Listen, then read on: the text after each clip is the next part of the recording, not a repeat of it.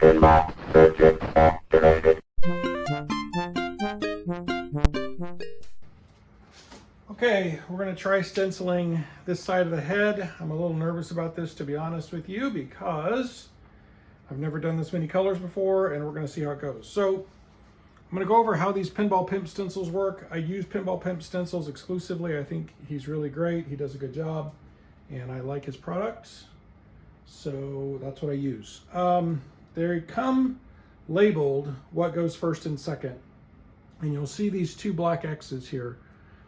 Those are your registration marks. So when you take this stencil back off after you're done painting, these two black X's are squares that are going to stay on the surface. And those are your location points for your next stencil. So don't remove these. So you get a burnishing tool in the kit. Have yourself some scissors right handy. And what I do is I'm going to line this up and kind of decide which edge you want to align to. I usually try and align, I take a look at the stencil itself. And obviously if there's like art that's going to be covered up or something, if you do it a certain way, then you may change the way you're doing it. But get it square there and square to the bottom. That actually looks pretty good right there. So now what I'm going to do is I'm going to hold that. And I'm going to get a can of paint and put it on top to hold it down. And I usually do two. Okay, now you're going to double check. Make sure you're square. Okay, now once you know you're square, this is where your scissors come in. Of course. Way. All right, so I'm going to peel back this backing, and you need to do this in a way that you're not going to obviously change the orientation or the squareness of this. If you do, it's not that big of a deal. Just stick it back down and redo it. Now, I do about that much of a hinge. Cut very carefully, again, being careful to not shift to the stencil. Okay, don't need that anymore. And you're going to take your burnishing tool, and you want to go from the middle to get it square all the way to the edge. Now you can go out to the edges, okay? Now what you have here is now a hinge. You can now take these off. Okay, you're going to lift it up. Make sure it's clean, right? One more time. And what I do is you pull this back. Now this one has some detail, but it's not massive. Some of the more difficult ones, you really have to watch as you pull it back that you're not pulling stencil back. So what you want to do is, again, from the center, and this is the key, from the center, okay? If you go from the edges, you're going to have a chance of putting this on crooked, and you don't want to do that. So we're just going to pull there. Okay, keep pulling it back. I just try and go slowly. Make sure I put it down correctly here. Just going to pull this back, and again, just making sure I'm not taking any pieces of vinyl with me on the backing. If you do, just back the vinyl back up, or back the backing back up, and get the vinyl to stick back down. Just kind of press it down and then continue.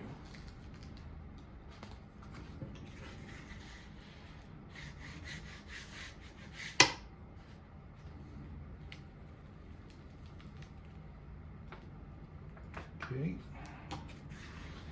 Go.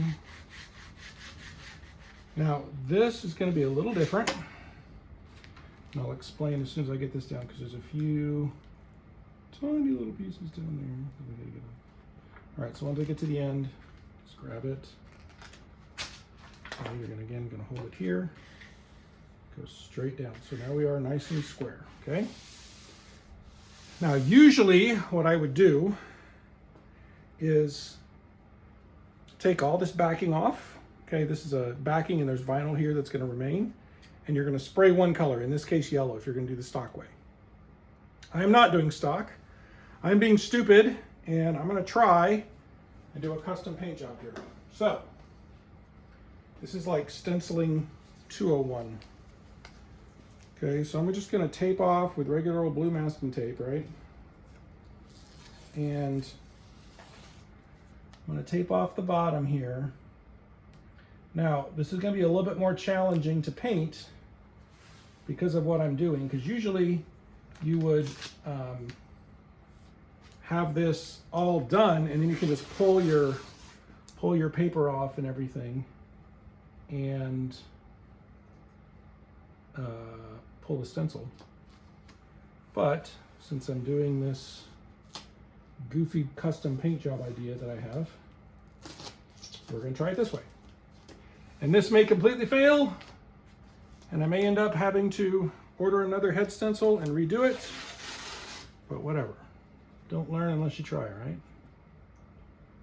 So, let's do this. Get around that little spot.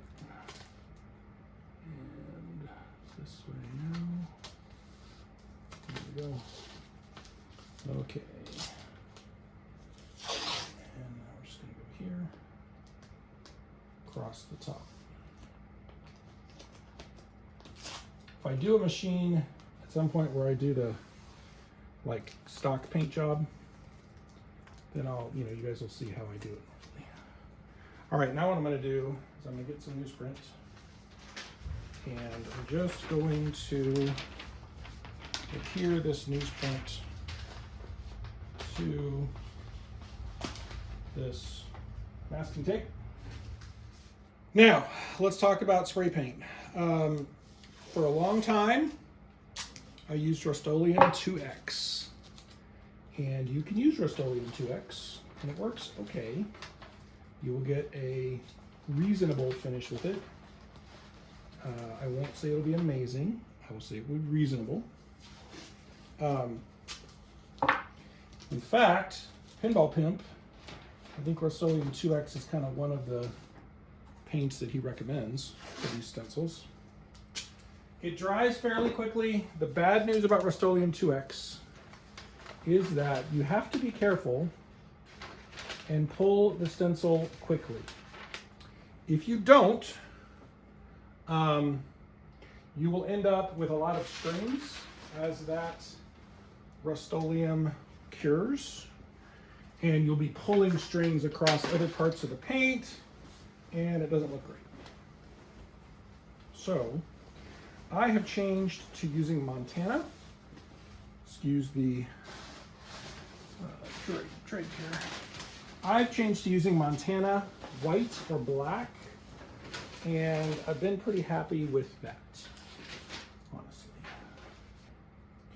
honestly. So the nice thing about the Montana is that it dries quickly. It's going to be a flat sheen, okay, so be prepared. It does not come in semi-gloss that I'm aware of. But it does dry quickly, which is nice. And it holds up well to stenciling, so it's not going to come apart or pull off of the surface when you're trying to stencil your next layer. So that's good. Delamination of stencils sucks, and I hate it when it does that, but sometimes it does. And you just fix it and move on. I have yet to have a stencil that goes on perfectly, and I have no illusions that this will be the first, so I'm sure there will be some issues here. Now, I've got this all taped off now. Now what I'm going to do in this case, which is a little different again than what I normally do, I'm going to try and see if I can get, if this Montana paint will pull well dry. Usually I don't let it dry completely, but so what I'm going to do is I'm actually going to pull off this here, because I don't know if you can see, the plan here is the main circle is going to be white. This corkscrew Cyclone guy is going to be white. And I'm going to try and do different colors for all of these dots. So I've got, there's one little area that's red. And I've got yellow, blue, and green. So we will see how this goes. So this is a 1-color stencil that I'm trying to make into a 5-color stencil. You're an idiot, you say. You may be correct. So I'm gonna razor blade. Razor blades are very important in this process, when you're pulling the stencil especially.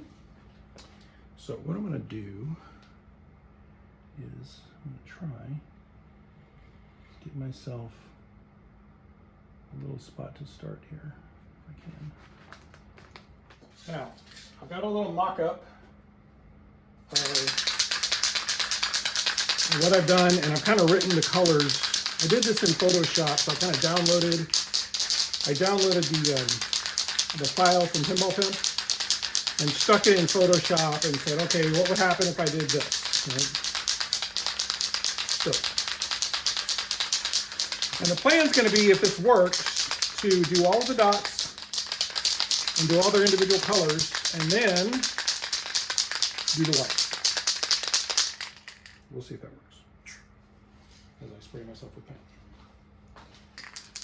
All right, so just little coat there. I'm gonna let that dry for a sec. And usually when I'm spraying this paint, this is kind of what I do. You want to be about 4 to 6 inches away. It does dry pretty quickly, so you want to give it. You don't want to be way up here, right? Way up high, because you're gonna get this weird grain on it. So we're gonna let that dry a little bit. And then, you know what? I'm gonna try this little trick. My wife had this idea using a toilet paper roll. Let me see if that works. If I go here.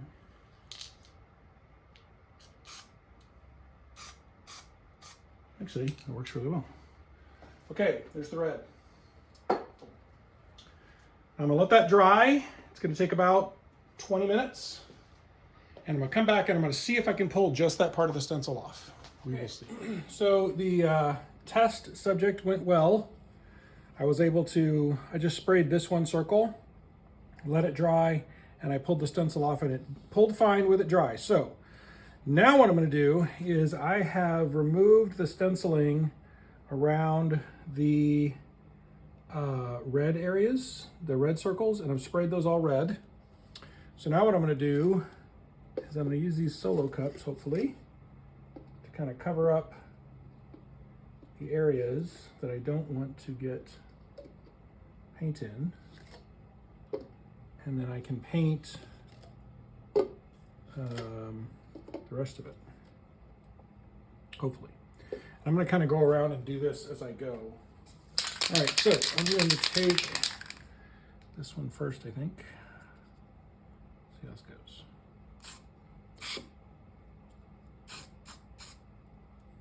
Okay, go over here.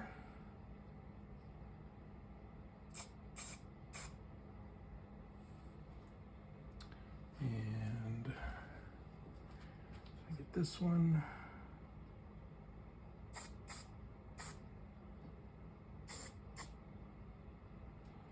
Okay. Now I'm going to need to cover these up a little bit more. Just move this over here. Let's see if I can get this whole one here.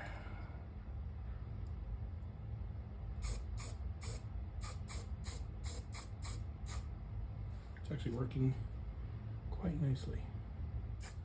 All right, I think green is good. I'll take these off. Let the green dry up a little bit.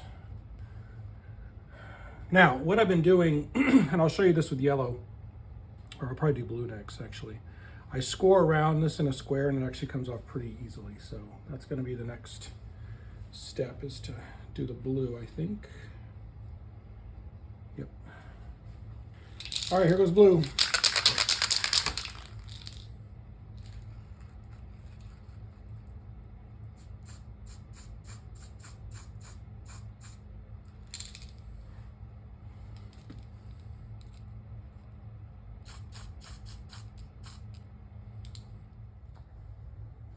Here we go with the yellow. Now, yellow sometimes is a pain in the butt, and it doesn't want to cover over black. So I'm going to see how this goes, and if it gives me trouble, then I'll spray some white over it first and see how that goes. Let's see what happens here. Make sure.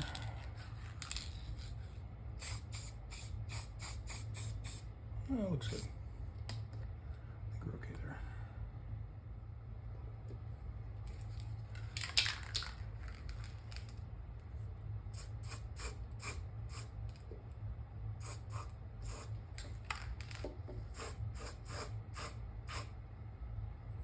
Okay.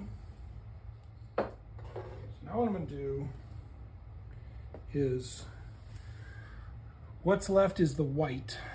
So I'm going to let that yellow dry a bit, and I'm going to come back and I'm going to peel off the backing here of the whole thing.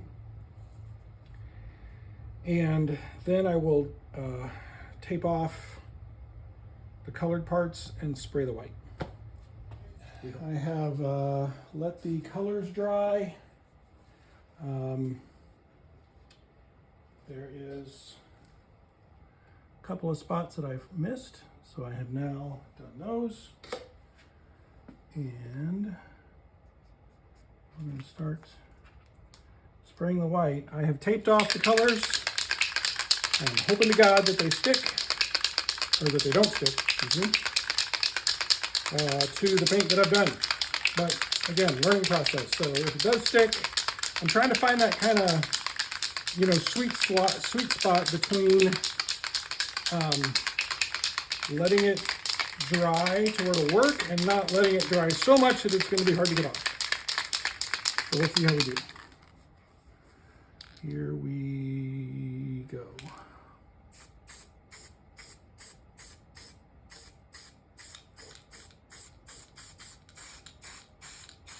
Getting a lot of spatter on this. So it does level itself out, but sometimes you spatter like that. That's not great.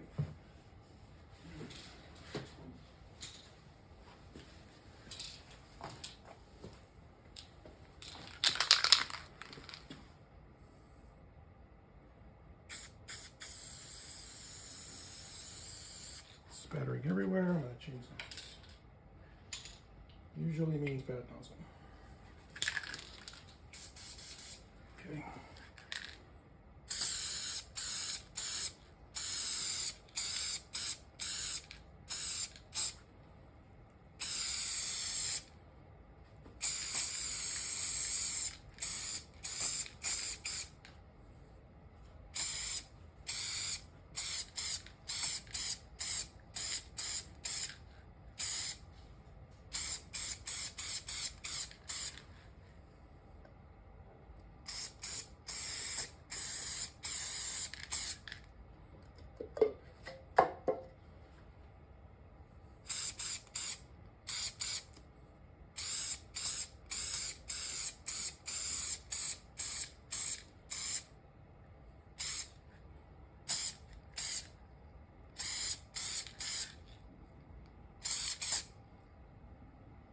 Okay, let that dry, or at least dry a bit.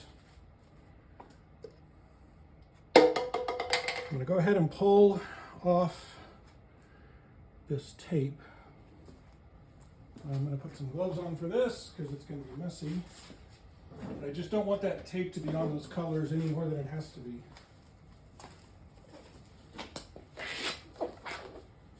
So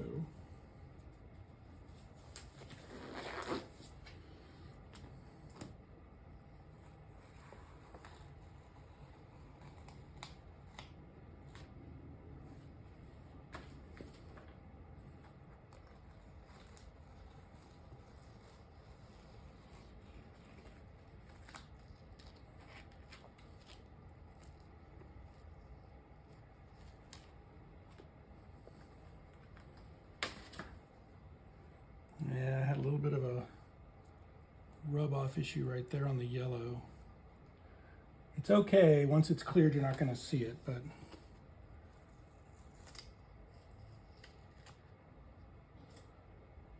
yeah, the yellow, because I had to put it on thicker, I think, is not quite as happy with me. I could, in theory, go back and respray it, but probably not worth it.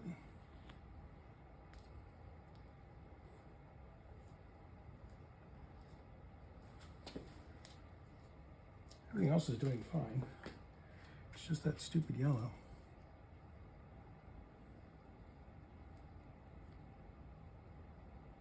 Yeah, see, the yellow, it's just like the sheen of it. It's not taking color off, but it's marking the sheen just a touch. But again, I'm gonna clear over this, so that'll be fine as long as it hasn't affected the actual color, which I don't think it did.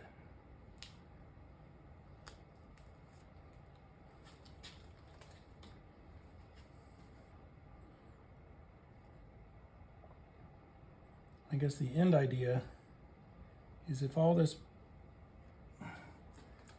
the stencil pulls off without a problem on all of it, then I may just let everything dry a lot longer than I have on this one. As they say in Jurassic Park, hold on to your butts.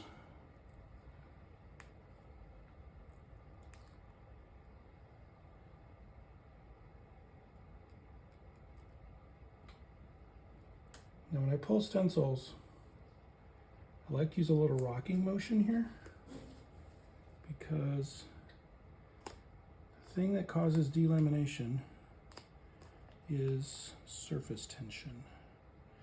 And I need, before I get too excited about things, I need my razor blade because I like to cut stencils in pieces. Pull stencils, I guess, correct term.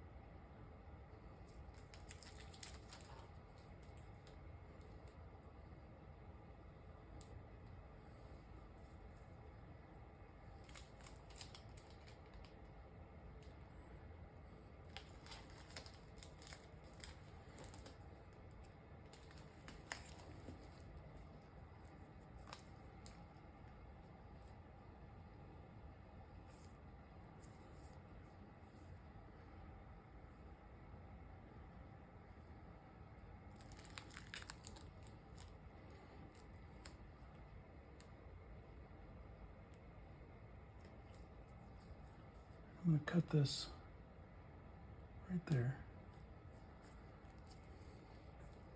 Probably come this way with it.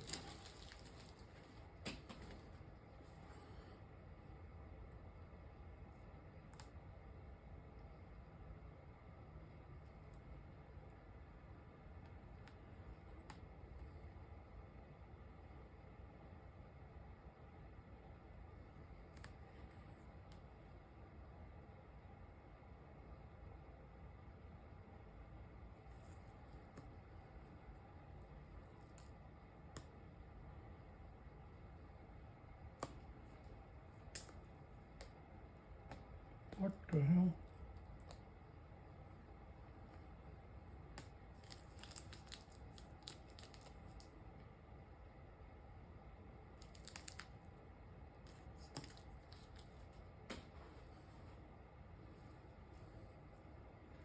So we're gonna have clean fingers.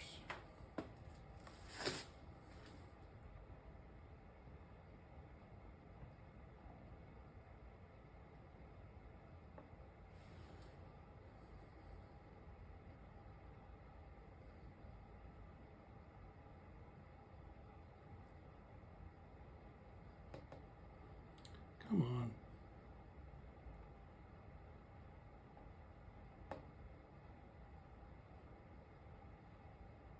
There we go.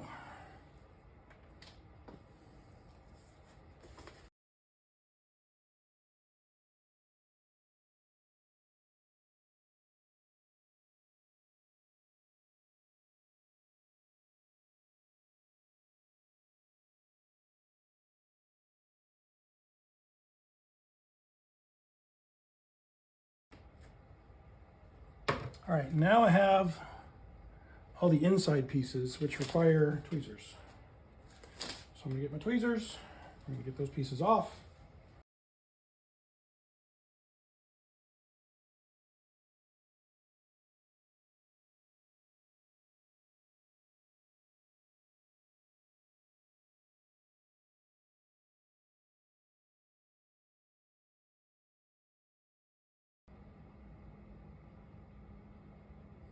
Now I'm just rocking this back and forth again. This is to keep my pull as close to 90 degrees to the paint line as I can get it.